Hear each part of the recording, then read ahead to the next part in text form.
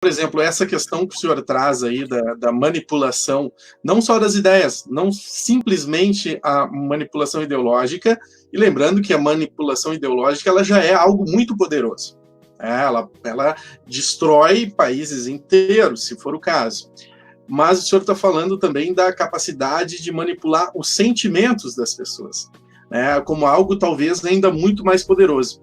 E eu não tenho dúvida que isso já tem sido feito, né? Essa manipulação de sentimentos já tem sido feita por muita gente mal intencionada e mexido na política mundial, usando aí das novas tecnologias, né? E, obviamente, o que a gente vai discutir aqui hoje é justamente como, vamos dizer assim, trabalhar também com sentimentos na educação. Ou seja, trabalhar a questão dos sentimentos de uma maneira séria, construtiva, para que a gente possa melhorar o mundo no futuro e para estar preparando também nossas crianças, nossos jovens, para lidar com suas emoções, que hoje não são preparadas, pensando, vamos dizer assim, como se diz assim, esse novo normal e que se avizinha, que a gente não sabe muito bem o que será e que por isso mesmo mexe com nossos sentimentos, né? Então a primeira questão, logo de cara aqui, professor, é por que precisamos de uma educação que ensine a sentir? Por favor. Bem, por que precisamos de uma educação do sentir? Nós não precisamos. Nós nos damos conta que ela pode gerar menos sofrimento a nós. E passamos a precisar a partir do momento que nos damos conta. Esta motivação existencial, essa motivação primeira a despertar e se dar conta de uma autotransformação necessária em função de um sentido, é um processo que deve permanecer não só no início, mas durante toda a vida, dia a dia, na verdade, hora a hora.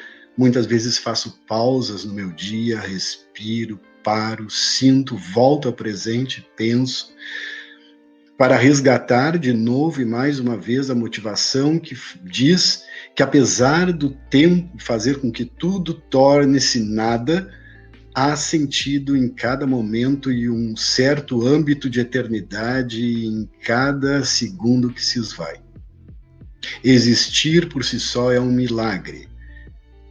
Ora, quando eu digo isso, existir por si só é um milagre, estarmos existindo juntos nesse tempo, um milagre coletivo, um milagre gigantesco, inabarcável, é algo que, ao ser dito, não basta compreender do ponto de vista estritamente lógico. É preciso sentir. É preciso sentir que há mistério em nossa existência, que há mistério suficiente para que ele mesmo se torne um caminho.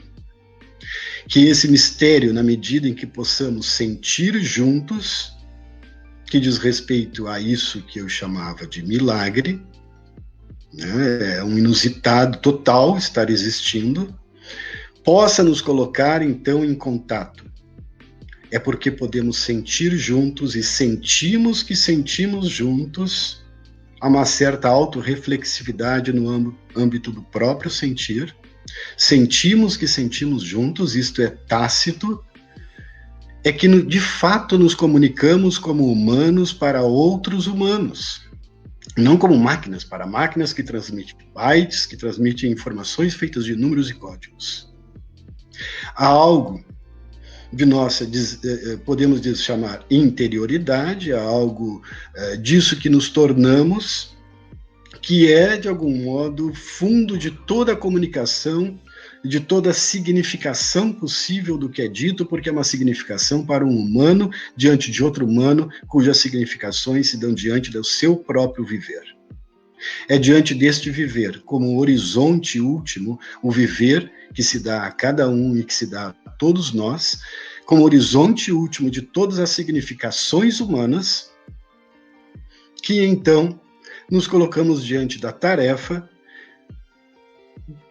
de nos autotransformarmos por uma necessidade gerada por uma motivação existencial. E esse processo de nos autotransformarmos é aquilo que chamamos de educação.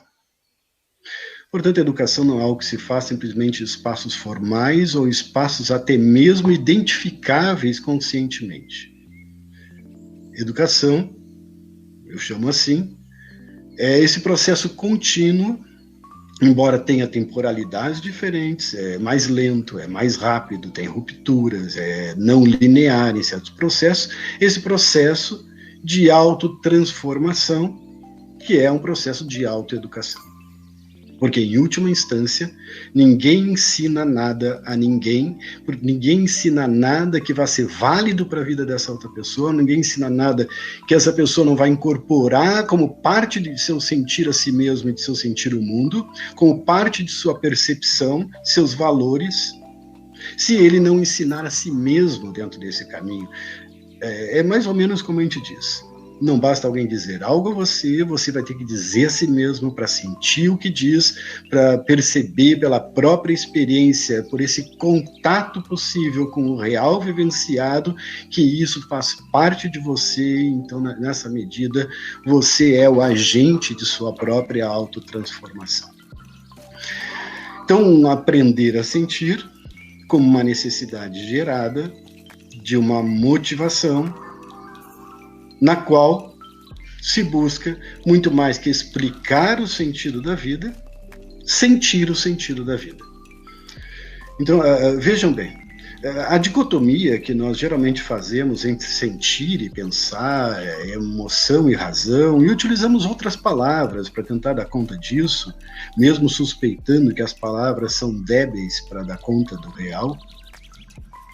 Essa dicotomia nos afasta do entrelaçamento que torna, assim, mais complexo esse processo, mas é desse entrelaçamento que se trata quando se pensa aquele problema que você acabou de citar, que é o problema de como somos externamente condicionados, né? Como somos manipulados, vamos dizer assim, porque ninguém é manipulado simplesmente por uma ideia, mas pelo que sente em relação a ela. Ninguém é manipulado simplesmente por uma emoção, mas por uma ideia que ele associa a essa emoção, e esse entrelaçamento entre as palavras e as significações humanas, que são significações que remontam a um modo de sentir a si mesmo e de sentir o mundo, é que está em jogo no caminho de construção da liberdade. Nisso, é preciso reconstruir o significado de sentir. Sentir, em primeiro plano, no senso comum, é um tipo de palavra que geralmente se associa aos órgãos dos sentidos, chamado assim, né? E nós imaginamos que ver é um ato que colhe informações, que essas informações vêm ao nosso cérebro, ouvir é algo assim, o tato, etc. Mas é muito mais complexo. Porque o ver não é simplesmente um ver. O ver é um processo já de valoração. O ver é uma construção mental, uma construção perceptiva. Não que o que você esteja vendo seja algo real ou uma ilusão, mas que ao ver, você já delimitou uma função ao visto, um valor ao visto, uma finalidade. Você já identificou na sua mente que há algo além do visto e que faz parte do visto, como quando você vê, por exemplo, um caixão fechado e tem alguém dentro do caixão. Você, no ver, exercita cérebro e mente. No escutar, no tocar. Há muitos modos de escutar. Há muitos modos de tocar, de ser tocado. Há muitos modos de saborear ou de não saborear, de sentir um gosto ou de saborear. Né? Nós temos palavras que buscam expressar essas variações. Essas variações elas se dão sempre quando a mente se associa de modo mais forte àquele canal. Mas esses canais também estão associados, não é um canal separado do outro, que se soma como bytes ligados a bytes, porque nós, de algum modo, ao escutar, nós temos uma visão do que escutamos, formamos imagens relacionadas, há inclusive uma condição de sinestesia, né, em que esses sentidos se misturam. Vir, escutar, veja, isso está no plano ainda de algo mecânico. Então agora a gente toma isso como percepção, como um processo global, E vai incluir aqui, né, todos os atos mentais que estão associados a esse processo e mais ainda, aquilo que nós chamamos sentimentos, né, que são tantos e tão variados que seria impossível denominá-los todos. Nós usamos alguns nomes, muito poucos, né, porque nós temos essa tendência a querer simplificar as coisas para poder, de algum modo, achar que assim controlamos elas. Mas sentimentos não são também uma forma de sentir? Que forma de sentir estranha é essa? O sentimento, né? Sinto saudade, sinto esperança. Será que o sentir se expande ainda além? Sinto a mim mesmo? Será que mais profundamente que a chamada autoconsciência, como em Descartes, nós teríamos aqui um plano de autossenciência, o sentir a si mesmo como plano constitutivo daquilo que eu digo que sou quando digo que sou eu? Esse autossentir. E quando paramos e escutamos o nosso próprio sentir e dizemos, estou com medo. Então você não está simplesmente com medo, você está com medo e está vendo que está com medo. São duas coisas diferentes. Você é um espectador de si mesmo, sendo também diferente daquilo que observa. Dá para sentir a si mesmo? Dá para sentir aquilo ao qual nós damos o nome aproximativo de alma? Dá para sentir o mistério? E sentir juntos não é uma outra categoria? E sentir que sentimos juntos? A toda significação não há um sentir associado? Há uma vida humana em jogo em cada ideia. Sem isso, as ideias seriam inócuas. E quando há vidas humanas e a vida de alguém, porque sempre há alguém que o mundo é dado, que o real é dado, então nós temos aqui uma profusão, um oceano possível, um oceano de possibilidades, de potências a serem despertadas. Então, a educação para a sensibilidade, para o sentir, não é a educação de um outro plano à parte da racionalidade, é a reeducação da própria racionalidade, é a reconexão desse plano perdido e, de algum modo, isso vai ter incidência em outros planos. Primeiro deles é que passa a ter incidência sobre esta suposta independência mágica das palavras em relação à existência, das fórmulas em relação ao vivido, dos conceitos em relação ao que é experienciado, a suposta independência dos conceitos em nome daquilo que a ciência chamou de objetividade, que deveria gerar um tipo de verdade que nem humana é, porque é feita apenas de números. Uma verdade humana não pode prescindir do viver como horizonte último e primeiro, né, horizonte inatingível, que nos situa diante da inefabilidade, da indizibilidade do acontecimento como pano de fundo de toda a significação. Vou dizer de outro modo, em toda a significação humana, seja ela saudade, amor, meu casaco, toda a significação humana há uma história humana associada. Em toda a significação humana há uma memória vivenciada que contém um fundo indizível que, no entanto, foi um contato, uma experiência que faz parte daquela significação.